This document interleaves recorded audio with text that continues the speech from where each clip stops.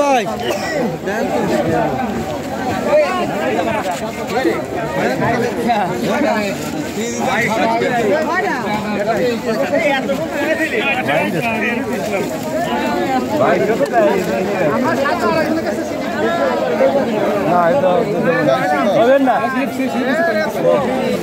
দর্শক শ্রোতা, আজকে থেকে পেঁয়াজের বাজারের দাম কম, তো শুনে আসি কৃষক ভাইয়ের কাছে, ওনার কাছে একটা সিলিপ দিল।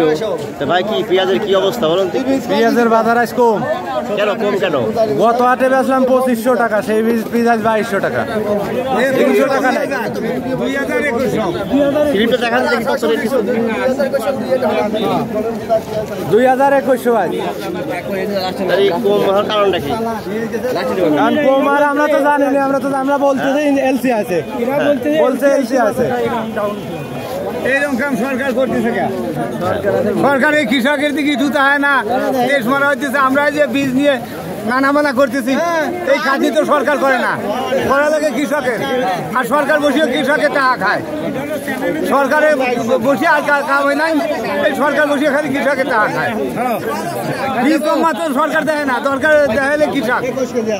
আর ওই টাকা বসিয়ে থেকে মাতুবাড়ি করে সরকার।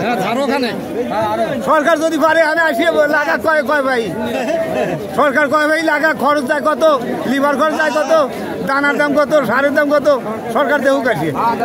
সরকার আসুক এই হাটে, বীজ লাগাক সরকার নিজস্ব করিয়ে, তারপরে সরকার দাম কমাক, বিদেশিতে আনুক। হ্যাঁ, নিয়ে আসছে ভালো ভালো পেঁয়াজ নিয়ে আসছে।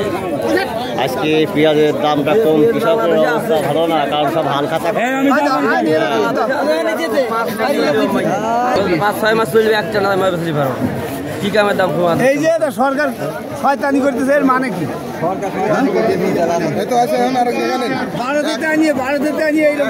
এত কষ্ট করে তাতে কিছু হয় না, আর সরকার বসে বসে খালি ভারতের চিনি আছে। হ্যাঁ, এটা বইয়ের দাম 800 টাকা, এটা বইয়ের দাম 800 টাকা, 100 সারের দাম 40-42 টাকা। পানি দেওয়ার গেলে 800 টাকা, 1000 টাকা পানি ওঠে না। একটু পানি সরকার দেবে, তা তো পারে না। এখন